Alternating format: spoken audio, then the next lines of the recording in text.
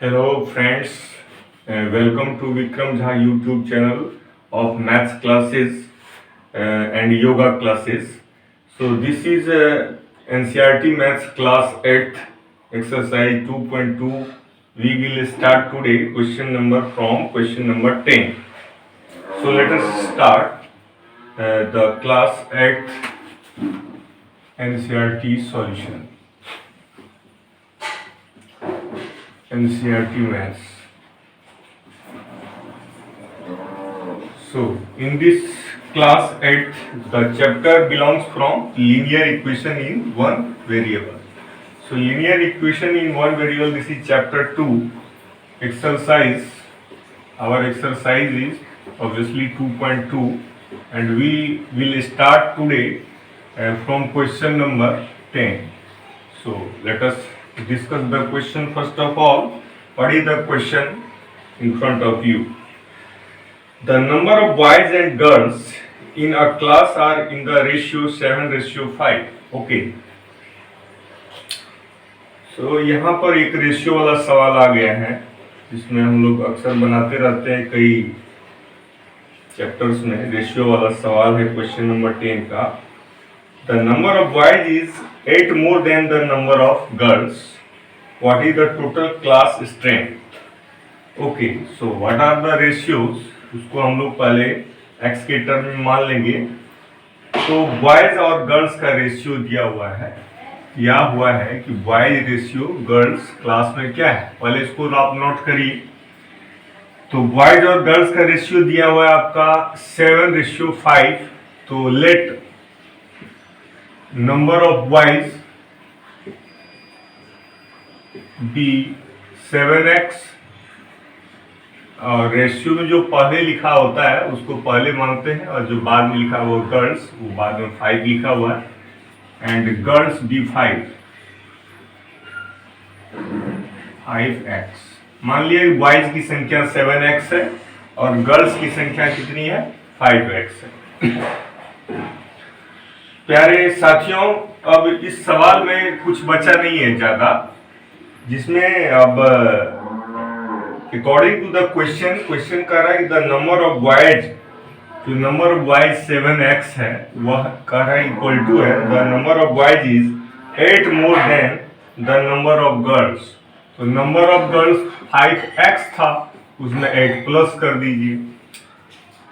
यानी कि जो बॉयज की संख्या 7x है वह जो गर्ल्स की संख्या है 5x उससे 8 ज्यादा है. तो इसको एक इक्वेशन के रूप में आपने लिख दिया, linear equation in one variable के रूप में.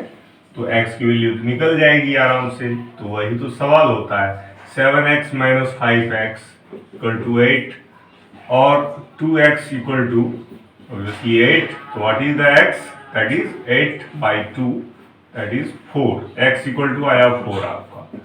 अब हमें number of boys of girls पता चल गया. बॉयज कितने थे? तो आप कहेंगे कि आपने माना था 7x, तो x की वैल्यू 4 है, पुट कर दीजिए यानी 28. गर्ल्स कितने आपके आ गए? गर्ल्स थे 5x यानी 5 इंटू 4 यानी 20. तो total strength of the class पूछा जा रहा है. तो total strength of the class क्या होगा? Of the class equal to boys and girls को प्लस कर दीजिए, 28 प्लस 20 दैट इज 48 आंसर. तो इस तरह से ये सवाल छोटे छोटे आपको लगाने में भी कम समय लगेगा और समझने में तो बिल्कुल आसान है. तो क्वेश्चन नंबर 10 पूरा हुआ इस तरह एक्सरसाइज 2.2 का. अब हम लोग चलते हैं क्वेश्चन नंबर 11 पर, देखते हैं कि क्वेश्चन नंबर 11 क्या है. प्यारे साथियों, क्वेश्चन नंबर 11 लगाने से पहले आपको याद दिला दूं कि linear equation in one variable जो है बहुत इजी होता है सॉल्व करने में, और आप कई सवाल लगा भी चुके हैं मेरे साथ.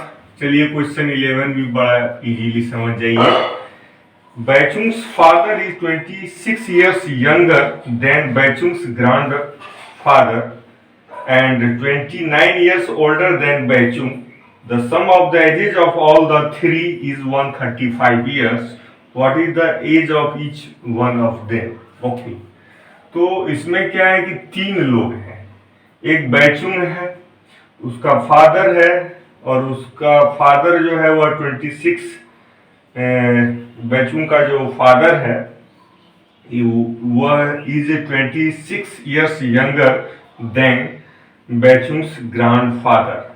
अच्छा, माने उसके जो दादाजी से, वो बैचुंग के जो पिताजी हैं वो उनके दादाजी से जो है, यानी कि बैचुंग के पिताजी से 26 साल वो छोटे हैं, और 29 ईयर्स ओल्डर देन बैचुंग। तो मान लिया कि एक का तो एज मानना पड़ेगा, वन वेरिएबल हमको एक्स मानना पड़ेगा।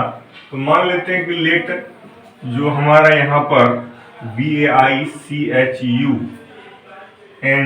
बैचुंग्स जो है आपका एज मान लेते हैं BX ईयर्स, एक को तो मानना पड़ेगा। बैचुंग का एज अगर हम X ईयर्स मान लेते हैं तो इसके आधार पर हमें पता चल गया कि जो बैचुंग का फादर है वह कितने बड़े हैं। फादर, बैचुंग्स फादर, या लिख दीजिए साफ साफ। तो देयरफॉर बैचुंग्स फादर्स एज, तो साफ साफ क्वेश्चन कर रहा है कि वह अपने जो बैचुंग का फादर है वह जो है 29 ईयर्स ओल्डर देन बैचुंग से, यानी बैचुंग का एज हमने x माना, उसमें 29 ईयर्स प्लस कर देंगे, तो x प्लस 29 ईयर्स जो है वो बैचुंग के फादर का एज है। अब बचे उनके दादाजी, ग्रैंडफादर। तो ग्रैंडफादर का भी ग्रैंड मदर है, शायद ग्रैंडफादर है नहीं, तो ग्रैंडफादर्स का एज क्या होगा ये आप अपने कॉमन सेंस से पता कर सकते हैं, क्योंकि जो ग्रैंडफादर्स हैं उसके एज जो है वह कह रहा है कि जो बैचुंग के पापा है वह 26 ईयर्स यंगर है बैचुंग के दादाजी से। तो बैचुंग के दादाजी से 26 ईयर्स यंगर है, तो इसका मतलब ये हुआ कि बैचुंग के दादाजी जो है वह बैचुंग के पापा से 26 ईयर्स बड़े हैं। तो जैसे मान लीजिए हम विक्रम सर हैं और मेरा एज जो है 30 ईयर्स है और आपका एज 20 ईयर्स है सपोज दैट, तो हम आपसे 10 साल बड़े हैं, तो आप भी तो हमसे 10 साल छोटे हैं। दोनों तरफ से आप बात कर सकते हैं। अगर कोई विक्रम सर 30 ईयर्स का है और आप 20 ईयर्स के हैं, इस बात को आप दो तरीके से कर सकते हैं कि मैं कह सकता हूं कि मैं तुमसे 10 साल बड़ा हूं, तुम कह सकते हो मैं आपसे 10 साल छोटा हूं, तो बात तो एक ही हुआ।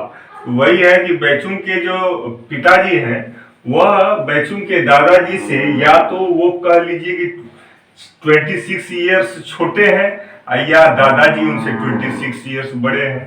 तो दादाजी किनसे 26 ईयर्स बड़े हैं? फादर से, यानी कि x प्लस 29 उसके फादर का एज है, उसमें आप प्लस कर दीजिए 26 ईयर्स, तो कुल मिला के आया x प्लस करना बाकी है 9 6 15 का 5 कैरी 1 और 2 2 4 1 5, तो यानी कि कुल मिला के x plus 55 years is the age of grandfather. अब सवाल में एक इक्वेशन बनाने के लिए एक स्टेटमेंट और दिया हुआ है, कह रहा है the sum of the ages of all the three is 135 years. इन तीनों के एज का सम 135 ईयर्स है प्यारे साथियों। तो आप तीनों के एज को प्लस कर करके 135 दिखाएंगे ना। तो पहले बैचुंग का एज था x ईयर्स, उसके फादर का एज था x प्लस 29 ईयर्स और उसके दादाजी का एज था x प्लस 55 ईयर्स। तीनों का एज का सम दिखा रहा है सवाल में 135 ईयर्स। तो हो गया आपका लीनियर इक्वेशन तैयार है। अब इसको सॉल्व करके x की वैल्यू निकालनी बाकी है। x प्लस x कितना होता है 3x, और 29 प्लस 55 को प्लस करिए 9 5 14 का 4 carry 1 5 2 7 1 8 84, that's all equal to 135 था। ओ और 3x equal to what is 135 अपने साइड में है, 84 का साइड चेंज हुआ माइनस होकर के आया, 15 में से 5 में से 4 गया 1 और 13 में से 8 गया 5, यानी 51 ईयर्स। और x की वैल्यू आ गई आपकी 51/3 यानी 17 3 जा 51 होता है। तो कुल मिला के x की वैल्यू आपकी आ गई 17। अब देखिए, अब आपको तीनों का एज मांगा जा रहा होगा। हाँ, what is the age of each one of them. देखिए, सबसे पहले तो बैचुंग का एज निकाल लीजिए। बैचुंग्स एज जो कि x ईयर्स था, यानी x की वैल्यू 17 ईयर्स, आंसर। अब फादर का एज क्या था, x प्लस 29 यानी कि x प्लस मतलब 17 प्लस 29 कितना हुआ, 9 7 16 का 6 कैरी 1 2 1 3 1 46 ईयर्स। और ग्रैंडफादर की एज क्या हो गई, 17 प्लस कितना, x प्लस 55 था, x की वैल्यू 17 पुट कर दीजिए, तो 17 प्लस 55 कितना होता है, उसको प्लस कर लीजिए। 5 7 12 पर 2 कैरी 1 और 5 1 6 1 72 ईयर्स। इस तरह से आपका आंसर हुआ 17 years is the age of Bhaichung and 46 years his father's age and 72 years is the age of his grandfather. In this way हमको एक्सप्लेन करने में जितना टाइम लग रहा है उससे कई गुना कम समय में आप सवाल बना लेंगे, इतना इजी है। क्वेश्चन नंबर 11 हो गया कंप्लीट। अब हम लोग चलेंगे क्वेश्चन नंबर 12। क्लास 8 का एनसीईआरटी मैथ्स का यह एक्सरसाइज 2.2 आज फिनिश हो जाए और फिर हम लोग नेक्स्ट डे अगले एक्सरसाइज पे चलेंगे। और इस तरह से धीरे धीरे धीरे हम लोग इस लॉकडाउन में जहाँ विद्यालय का पढ़ाई बाधित है, हम लोग अपने घरों में रहकर अपने स्वाध्याय के तहत अपनी पढ़ाई को स्थिर दिमाग से करें, वही जिंदगी में काम आने वाला है। बाकी इधर उधर फालतू समय वेस्ट करने से कोई फायदा आप लोगों को है नहीं। इसीलिए कुल मिला के एक टीचर होने के नाते और आप एक स्टूडेंट होने के नाते कुछ क्रिएटिव काम करेंगे। Question number 12। 15 years from now, Ravi's age will be 4 times his present age. What is Ravi's present age? ओहो, तो रवि का प्रेजेंट एज मांगा जा रहा है। तो रवि का प्रेजेंट एज तो मान लीजिए लेट रविज पोस्टोपियस लगा दीजिए, प्रेजेंट एज भी मान लेते हैं कि रवि का प्रेजेंट एज जो है वह bx ईयर्स, वो x ईयर्स है। तो क्या हुआ 15 years from now, तो 15 years from now का क्या मतलब हुआ, now मतलब होता है प्रेजेंट। प्रेजेंट टाइम जो अभी मान लीजिए 2021 चल रहा है, इसके 15 years पहले की बात है। हाँ, नहीं बाद की बात है, 15 years from now, क्योंकि रवि एज विल बी मतलब फ्यूचर टाइम। 15 years के बाद जो है रवि का एज क्या होगा, तो हम जानते हैं 15 years from now Ravi's age equal to, तो वो भी निकाल लीजिए। रविज एज क्या हो जाएगा, जब उसका age present age x years है तो 15 साल के बाद उसका आयु क्या होगा, तो x प्लस 15 ईयर्स ऑब्वियसली होगा।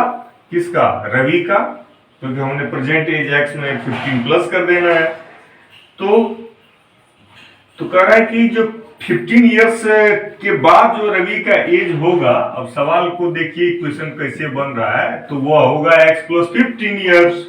तो जो x प्लस 15 ईयर्स है तो वो कह रहा है कि will be 4 times his present age, 4 times his present age, बस हो गया। प्रेजेंट एज x था तो 4x, यानी कि x plus 15 is the age of Ravi after 15 years in the future होगा ना। मान लीजिए मेरा एज अभी 30 ईयर्स है, तो 15 साल के बाद मेरा एज तो निश्चित रूप से 30 प्लस 15 होगा। तो मान लीजिए रवि का प्रेजेंट एज x ईयर्स है, तो 15 साल के बाद उसका एज x प्लस 15 ईयर्स तो होना ही होना है। और वही कर रहा है, सवाल कर रहा है कि वह 15 साल के बाद जो रवि का एज होगा वह उनके प्रेजेंट एज x से 4 टाइम्स ज्यादा, मतलब 4 गुना होगा, 4 टाइम्स होगा। तो इक्वल टू डाल के 4 इंटू x लिख दिए। अब हमारा इक्वेशन रेडी है। तो x प्लस 15 इक्वल टू हमारा 4x है। तो तो और x minus 4x equal to minus 15 side change से, और minus 3x equal to minus 15, minus minus cancelled, तो x equal to 15/3 that is 5। x की वैल्यू जब 5 आ गई तो आपको मांगा क्या जा रहा है, वही निकाल लीजिए। आपको मांगा जा रहा है रवि का प्रेजेंट एज, वो निकल गया है। इसीलिए रवीज लिखना जरूरी है कि Ravi's present age equal to what, Ravi's present age equal to x।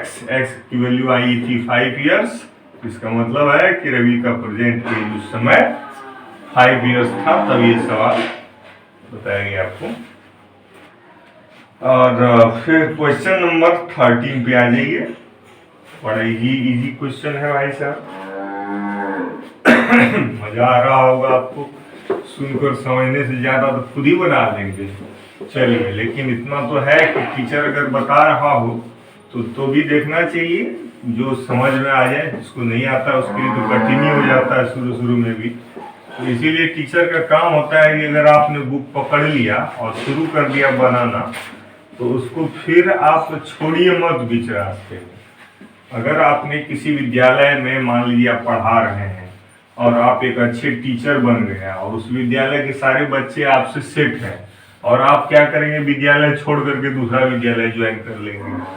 Private school के टीचर सबका यही बड़ा गड़बड़ स्थिति हो जाता है। कम से कम उस बच्चे को आप पढ़ाइए, जब आप ज्वाइन किए हैं तो आपको जो भी है बच्चे को पढ़ाइए, लगे रहिए, अपने काम से मुंह मत मोड़िए, बीच में छोड़ के भाग मत जाइए।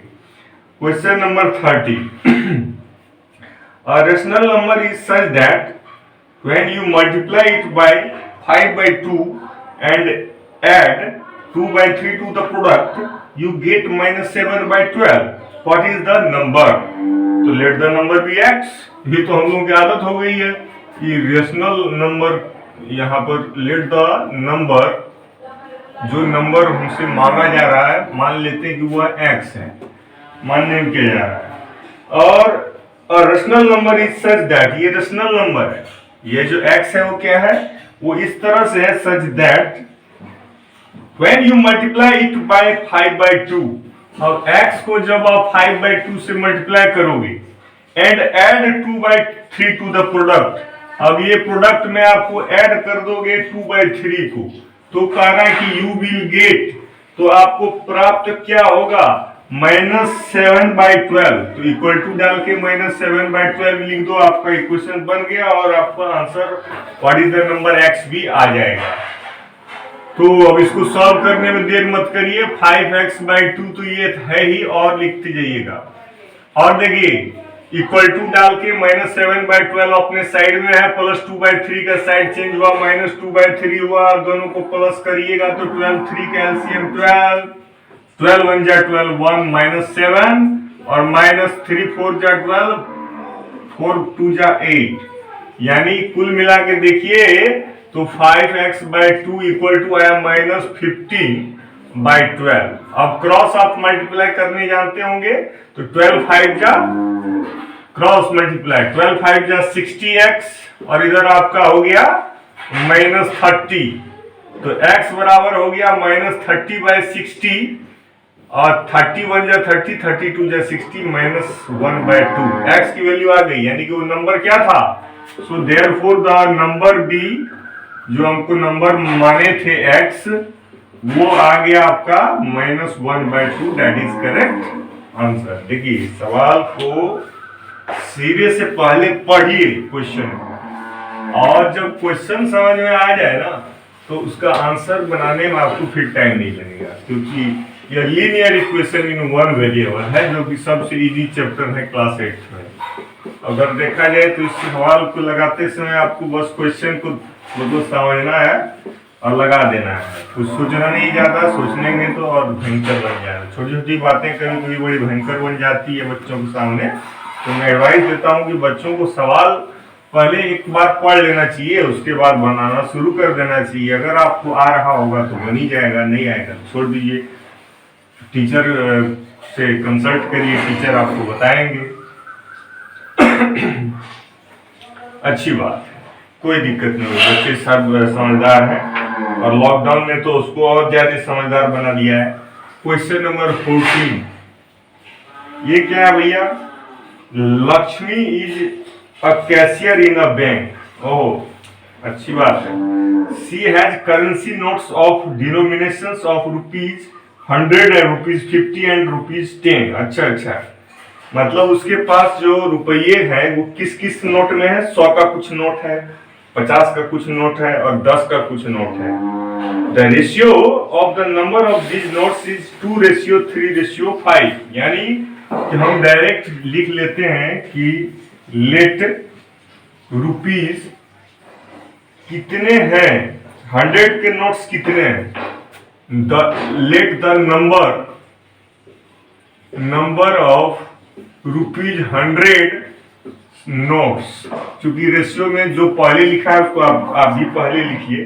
₹100 पहले लिखा हुआ है तो उसका रेशियो क्या दिया हुआ, उसकी संख्या का 2 दिया है, तो हम उसको 2x मान लेते हैं। मान लिया कि हम रेशियो को हम x के टर्म में लिख रहे हैं कि जो 100 का नोट्स है उस कैशियर लक्ष्मी जी के पास, तो वह जो है 100 का नोट्स है उसके पास 2x।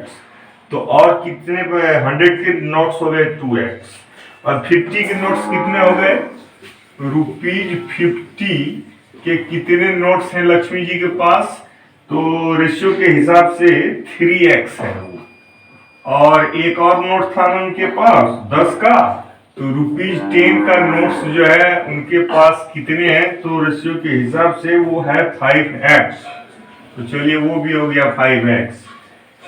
The total cash with Lakshmi is इतना। How many notes of each denomination does she have? ओह, तो हमने उसको तो मान ही लिया है। अब उस पर सवाल बन जाएगा हमारा। सवाल में हमारा ये है कि मैंने लक्ष्मी जी के पास 100 के कितने नोट्स थे? 2x। देखिए अब लक्ष्मी जी के पास टोटल कितने रुपये थे वो हम लिखने जा रहे हैं। तो 100 के कितने नोट्स थे उनके पास? सवाल कर रहा है रेशियो में के हिसाब से कि 2x था प्लस। अब 50 के कितने नोट थे भैया? तो 3x। और 10 के कितने नोट्स थे भाई साहब? तो 10 गुने 5x। अब टोटल रुपये कितने थे उनके पास?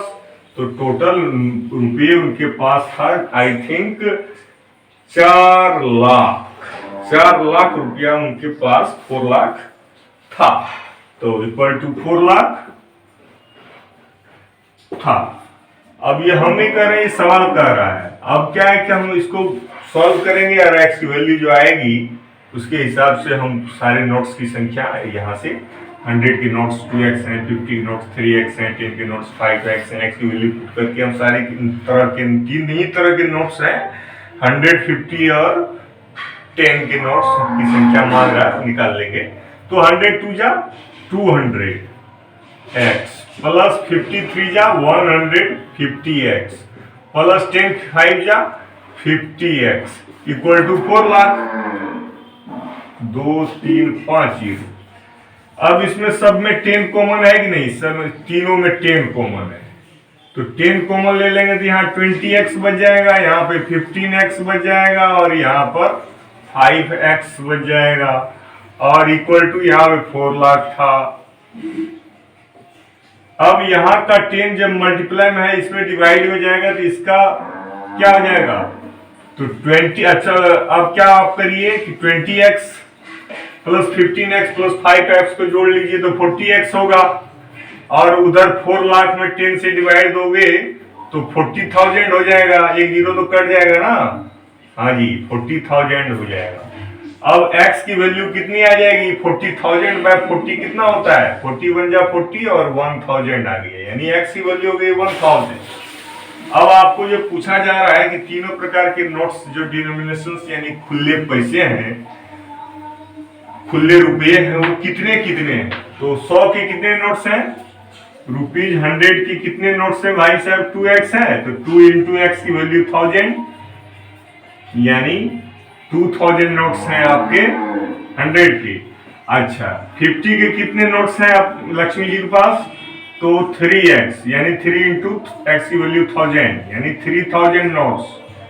और लक्ष्मी जी के पास 10 के कितने नोट्स हैं? 5x यानी 5 into 1000 यानी कि 5000, तभी तो जा करके उनके पास जो है 4 लाख रुपया हो रहा है। जैसे बैंक में आप जाते हैं तो आपको जब वो पासबुक वो क्या बोलते हैं, पैसा जमा करते हैं या पैसा निकालते हैं, विड्रॉल करते हैं या आपको कैश जमा करते हैं, दोनों समय में आपको जो पर्ची मिलती है उस पर्ची में आपको ना लिखा रहता है कि आपके नोट्स किस डिनोमिनेशंस में है, 100 के कितने नोट्स है, 50 के कितने नोट्स है, 10 के कितने नोट्स है, उसमें कॉलम बना रहता है। तो मान लीजिए लक्ष्मी जी के पास जो है जो 4 लाख रुपया है वह जो है आप जोड़ लीजिए कि 100 का उनके पास जो है 2000 नोट्स है, 50 का जो है 3000 नोट्स है और 10 का जो है तो 5000 नोट्स जो है कुल मिला करके उनके पास इतने सारे नोट्स है, 5 3 8 2 10,000 नोट्स है, इसे गड्डी है, तब जाके 4 लाख रुपया समझ में आ गया होगा आपको ये। अब क्वेश्चन नंबर आपका 15 आपका भी इसी तरह होगा तो क्वेश्चन 14 लगा लिए खुश। अब चलिए क्वेश्चन 15 भी लगवा देते हैं। आराम आराम से लगाइए सवाल, कोई दिक्कत नहीं है, सवालों को समझते हुए रहिए और जब तक सवाल समझेंगे नहीं तो हम तो फ्लो में आपको बता रहे हैं। अभी वीडियो बन रहा है, वीडियो बनने में आपको टाइम उतना ही दिया जाएगा, मैंने आपको सवाल सुनाई दे, उसको प्रोसेस यहाँ व्हाइट बोर्ड पे दिख रहा है, आप वीडियो को पॉज करके भी आप देख सकते हैं कि कोई चीज़ अगर आपको कहीं समझ में नहीं आया तो मैंने क्या बोला और क्या समझाया, उसको आप वीडियो को पॉज करके भी जो है दोबारा भी देख सकते हैं, क्योंकि मोबाइल आप ही के हाथ में होता है तो आप उसके कंट्रोलर होते हैं, आप उसको कंट्रोल करते हैं, वो तो खैर नॉन लिविंग थिंग है। Question number 15। Question number 15 is that I have a total of rupees 300 in coins of denominations rupees 1, 2 and 5 rupees. The number of rupees 2 coin is 3 times the number of rupees 5 coins. The total number of coin is 160. How many coins of each denominations are with me? Okay. तो एक चीज इसमें पकड़ी है कि the number of rupees 2 coins is 3 times the number of rupees 5 coins. तो इसमें एक चीज तो मानना पड़ता है, तो let the number of rupees 5 coins, मान लीजिए 5 रुपए कितने सिक्के हैं, तो मान लीजिए कि बी और एक्स। तो अब आपको इससे ये पता चल गया कि नंबर ऑफ रुपीज 2 कॉइन्स आपके पास कितने हैं। तो मेरे पास जो कह रहा है कि the number of rupees 2 coin is 3 times the number of rupees 5 coins. तो नंबर ऑफ रुपीज 5 कॉइन्स का जो संख्या x था उसका 3 टाइम्स मतलब हुआ 3x, यानी 5 के सिक्के आपके पास कितने हैं, तो मान लिया कि x है तो 2 के सिक्के कितने हैं, तो 3x है, मतलब 3 टाइम्स। अब आपके पास कुल सिक्के कितने हैं भाई, टोटल कॉइन्स कितने हैं आपके पास, ये भी आपका सवाल में दिया हुआ है। टोटल कॉइन्स है 160 आई थिंक, हाँ टोटल नंबर ऑफ कॉइन्स 160 दिया है। तो आपको 3 ही तरह का कॉइन है ना, 1, 2 एंड 5, तो आप खुद पता नहीं कर लेंगे कि 1 रुपीज के कॉइन आपके पास कितने हैं।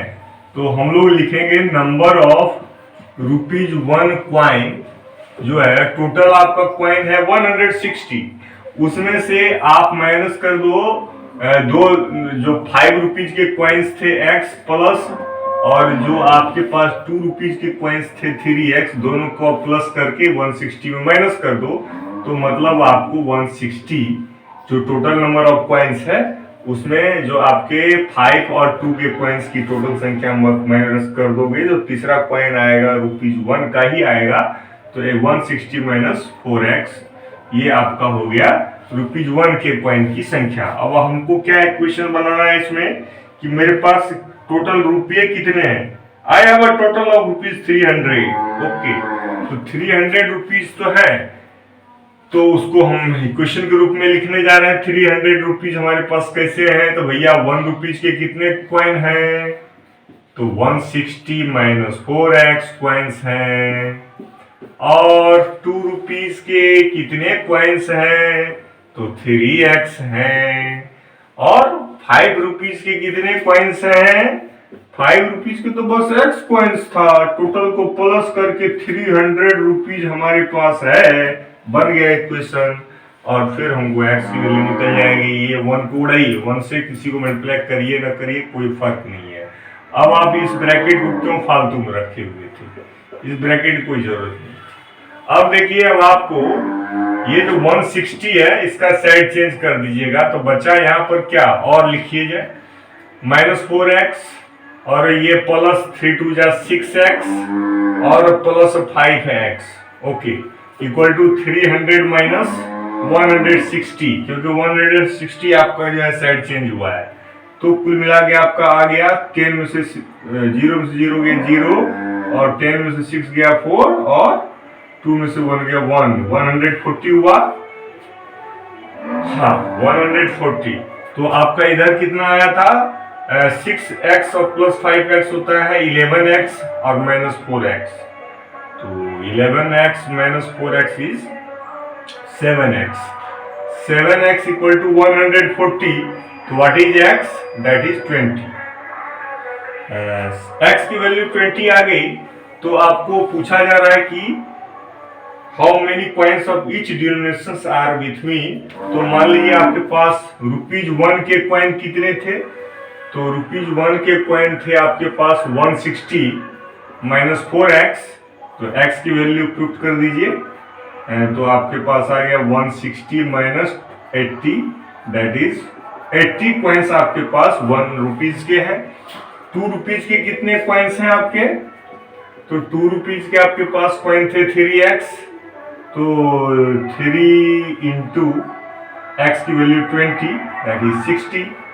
और एक बचा 5 का कॉइन। तो 5 का कॉइन तो आपके पास x ही माने थे, x की वैल्यू 20 आई, तो दैट इज 20 आंसर। इस तरह से आपका ये सवाल क्वेश्चन 15 भी सेम टू सेम क्वेश्चन 14 की ही तरह था। अब लास्ट क्वेश्चन बचा है इस एक्सरसाइज का, जो क्वेश्चन नंबर 16 है। उसके बाद हमारा ये एक्सरसाइज फिनिश्ड और we will solve the next exercise tomorrow and then we will give you the best class. This is very easy to understand. I hope that जब आपके अंदर लगन जग जाती है किसी सवाल को समझने की, तो हमसे ज्यादा फास्ट लगा पाएंगे आप, क्योंकि हम तो समझा रहे हैं आपको, बल्कि आप तो खुद ही समझदार हैं। उसको जब समझेंगे, बार बार लगाएंगे, सवाल वो आपका हो जाएगा। नहीं तो ये video Vikram Jha YouTube channel पे आपके किस काम का, जब आप उसको सवाल को बनाना नहीं सीखे तो किसी काम का नहीं। तो आप इसको जरूर सीख रहे हैं, इस उम्मीद से हम भी इतनी मेहनत से आपके लिए ये क्लासेस चला रहे हैं। तो क्वेश्चन नंबर 16 पढ़ लीजिए। The organisers of an essay competition decided that a winner in the competition gets a prize of ₹100। Winners का प्राइज क्या है भाई सर? विनर्स, देखिए सवाल में कुछ चीजें नोट कर लेना चाहिए, इससे सवाल समझ में आ जाता है। विनर्स प्राइज जो है वो ₹100 है, जो जीतेगा उसको 100 रुपये इनाम मिलेगा है। And a participant who does not win gets a prize of ₹25। और डज लूजर, इसको आप जो लूजर मतलब होता है जो लूज करता है, नहीं जीतता है, हारता है। तो लूजर्स प्राइज आपका कितना दिया? अरे उसको भी प्राइज दिया जा रहा है भाई साहब। हाँ, लूजर्स का प्राइज कितना है? उसका भी प्राइज है ₹25। ये अच्छी बात है। हालांकि ये लूजर के यहाँ बोलना अच्छा नहीं लग रहा है, लेकिन फिर भी हम सवाल को समझने के लिए यहाँ लूजर बोलेंगे। तो जो प्राइज जीतता है उसको 100 रुपया मिलता है, जो नहीं जीतता है उसको 25 रुपया मिलता है। The total prize money distributed is ₹3000। याद रखिए, टोटल प्राइज आपका 3000 है, याद रखिएगा। Find the number of winners if the total number of participants is 63। और टोटल पार्टिसिपेंट्स आपका जो है 63 है। तो टोटल पार्टिसिपेंट अगर 63 है तो let the number of winners एक तो चीज मानना पड़ता है इसमें सवाल में। तो let the number of winners be x, तो लूजर्स का नंबर आप खुद ही निकाल लीजिए। जब टोटल नंबर आपका 63 दिया हुआ है, टोटल नंबर ऑफ पार्टिसिपेंट 63 दिया है, तो 63 में माइनस कर दिए जो जीता था x को, तो जो हारा था वो 63 माइनस x है।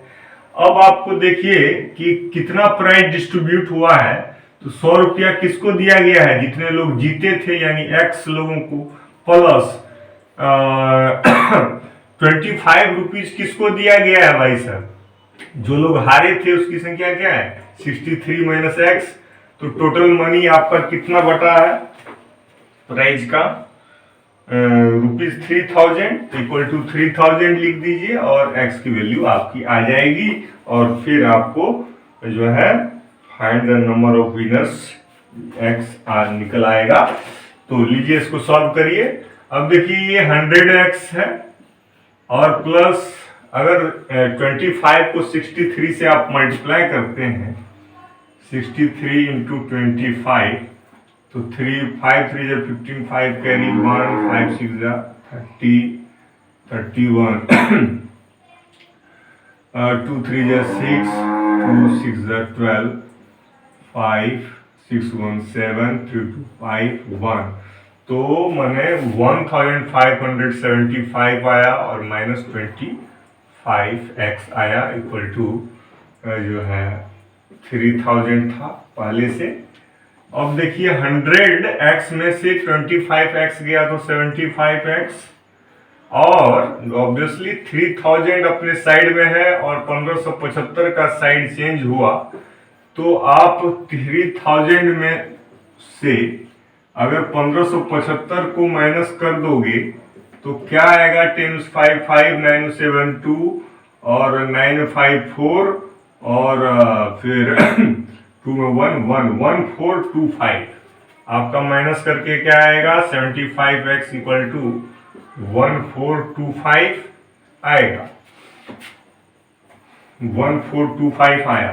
तो x की वैल्यू क्या आ गई 1425 यानी 1425/75।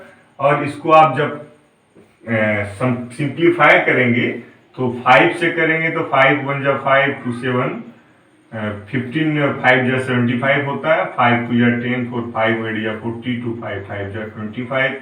और 15 से इसको काटेंगे तो 15 1 जा 15 और 15 5 20 और 8 135 9 जा, तो यानी कि 19 बार में ये आपका आ गया। इसका मतलब x की वैल्यू 19 आई, यानी कि जो विनर्स थे उसकी संख्या 19 आंसर। विनर्स की संख्या यानी x की संख्या, x की वैल्यू 19 आई है तो विनर्स की संख्या हो गई 19। तो प्यारे साथियों, उम्मीद करता हूं कि आज की इस क्लास में आपने बहुत कुछ सीखा होगा और बहुत सारे सवाल को आप पढ़ करके दोबारा लगाएंगे। और फिर हम लोग चलेंगे अगले दिन एक्सरसाइज 2.3 जहां पे सवाल रहेगा solve the following question and check your results. तो हालांकि इसमें भी आपका सॉल्विंग है, इसको हम लोग खत्म करते हुए एक्सरसाइज 2.4 जो इसी का वर्ड प्रॉब्लम है उसको सॉल्व करेंगे। और इस तरह से जो लीनियर इक्वेशन वन वेरिएबल है वो सबसे इजी चैप्टर है, बने रहिए साथ में। Thank you very much, meet you again in the next video.